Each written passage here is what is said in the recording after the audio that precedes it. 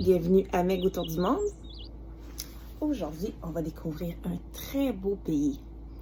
Un pays très sauvage et non développé. Donc, je te montre son drapeau.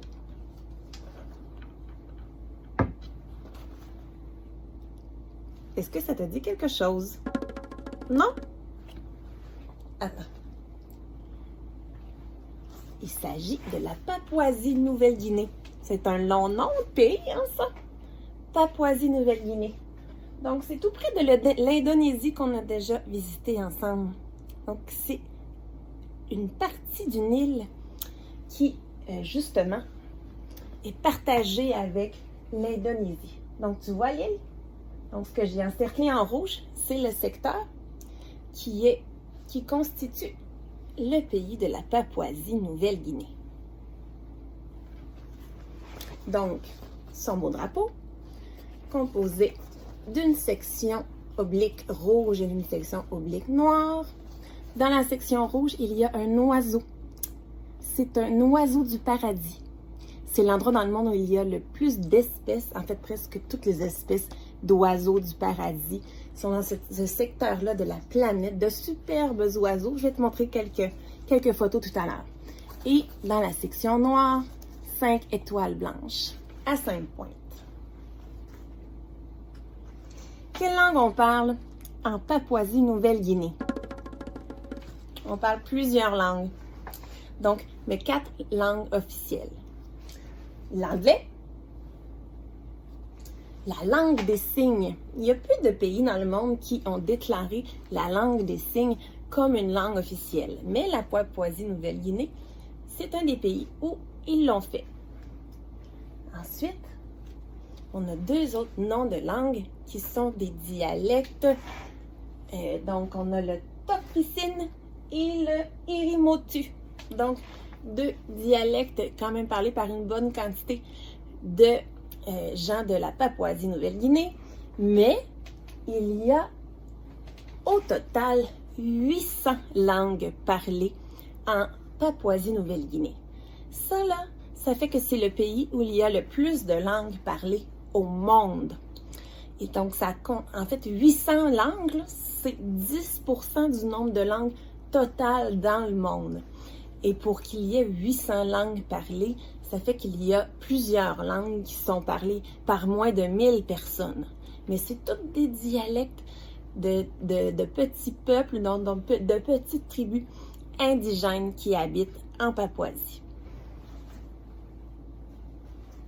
Combien d'habitants en Papouasie-Nouvelle-Guinée? 8 millions.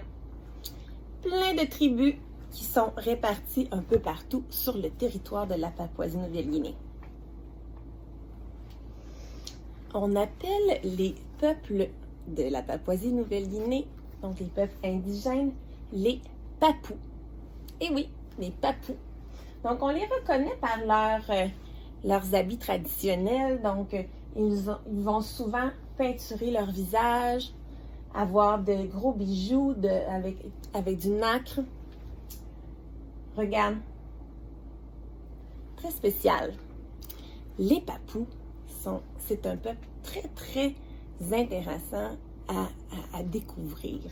En fait, on pense que ça fait environ 50 000 ans qu'il y a des Papous, en fait des peuples indigènes en Papouasie-Nouvelle-Guinée. Donc, c'est un des endroits dans le monde où il y a des gens depuis le plus longtemps. Et ce qui est d'autant plus intéressant, c'est que les peuples, donc les petites tribus en Papouasie-Nouvelle-Guinée, ont vécu loin de la technologie, loin de toute civilisation pendant plusieurs milliers d'années. Ils n'ont pas été en contact, donc c'est très, très récent qu'ils ont été en contact avec la technologie. Donc, on recule de 50 ans, et il y a 50 ans, ils vivaient comme leurs ancêtres vivaient il y a 20 000 ans. Donc, c'est fascinant, ce peuple de Papous. Ils habitent dans différentes régions seuls et ont différents types de nourriture et de mode de vie selon s'ils habitent plus au niveau de la mer ou plus en montagne. Donc, on peut voir lorsqu'ils habitent en région, c'est plus sec. Donc, ils vont avoir des huttes à ras le sol, comme celle-ci. Et ils vont se nourrir de patates douces, de porc aussi, donc de cochon. Donc, ils vont faire partie, ça va faire partie beaucoup de leur alimentation. Par contre, lorsqu'ils sont dans des secteurs plus humides, où il y a des marécages, ils vont habiter dans des maisons dans les arbres. Tu vois ici? Ça, c'est extrêmement spécial. Regarde. Donc, on appelle des maisons arboricoles. Et ils vont se nourrir. Leur ingrédient principal est le sagou. C'est un fécule qui est issu d'un arbre qui est dans la famille des palmiers. Donc, ils vont utiliser le sagou pour manger en céréales ou faire de genre de petites crêpes comme ça. Donc, ça va faire vraiment partie de leur alimentation. Et ils vont aussi chasser le cassoar. Le cassoar, regarde, donc un oiseau noir à la tête bleue. C'est dans la famille des autruches ou des émeus. Je ne sais pas si tu te rappelles d'avoir déjà vu cette image avec Meg, je te l'ai déjà montrée. On appelle la ceinture de feu du Pacifique. Donc, c'est toute une zone de plaques tectoniques qui entoure l'océan Pacifique. Et sur cette ceinture, il y a beaucoup de perturbations, donc de mouvements des sols, des plaques tectoniques qui vont créer des catastrophes naturelles. Et au niveau de la Papouasie-Nouvelle-Guinée, regarde, on est directement dessus. Donc, c'est ici. Donc, les plaques qui se fracassent, donc ça passe directement en Papouasie-Nouvelle-Guinée. Donc, ça crée beaucoup de perturbations. Donc, ce pays du monde va être victime de volcans, donc d'éruptions volcaniques, de tremblements de terre de très forte amplitude et aussi de tsunamis, donc tsunamis de grandes vagues causées par des tremblements de terre dans l'océan. Donc, c'est quelque chose qui perturbe beaucoup la vie des habitants de la Papouasie-Nouvelle-Guinée. Et comme il n'y en avait pas assez de perturbations, en Papouasie-Nouvelle-Guinée, ils sont victimes aussi des phénomènes du phénomène El Niño, qui est un phénomène climatique causé par le réchauffement de la planète, donc causé par le réchauffement climatique associé à la pollution. Donc, le phénomène El Niño, ce qu'il fait, c'est qu'il y a des changements dans les lieux où il y a des précipitations.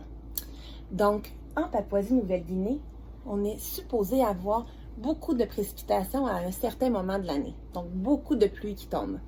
Avec El Niño, il y a des années où il n'y a aucune précipitation ou presque. Donc, les précipitations vont tomber plus loin dans la mer, mais où le sol, donc où le territoire de la Papouasie-Nouvelle-Guinée, il n'y en aura pas ou presque pas. Et ça va transformer le sol comme un ciment. Donc, vraiment, impossible de faire de l'agriculture. Donc, c'est quelque chose qui est très difficile pour les peuples en Papouasie. Et ça crée beaucoup de feux de forêt, de feux de broussailles parce que la végétation va sécher et va s'enflammer tellement il manque d'eau. Donc, et que c'est très, très chaud comme en milieu. Quand il y a de la pluie, par contre, il y a de très, très belles fleurs en Papouasie-Nouvelle-Guinée, dont les orchidées. Donc, c'est un des endroits dans le monde avec beaucoup, beaucoup, beaucoup d'espèces de belles orchidées. Regarde comme c'est beau les fleurs d'orchidées. De belles, belles couleurs et aussi beaucoup de détails. Donc, très, très intéressant comme fleurs. Superbe. Tantôt, je parlais de l'oiseau du paradis qu'il y a sur le drapeau. Regarde les beaux oiseaux. Donc, j'en ai mis quelques exemples. Donc, de beaux, beaux oiseaux avec de grandes plumes pleines de couleurs. Regarde. Les mâles, ils écartent leurs plumes pour séduire la femelle. Regarde, un peu comme les pans font. C'est beau, hein?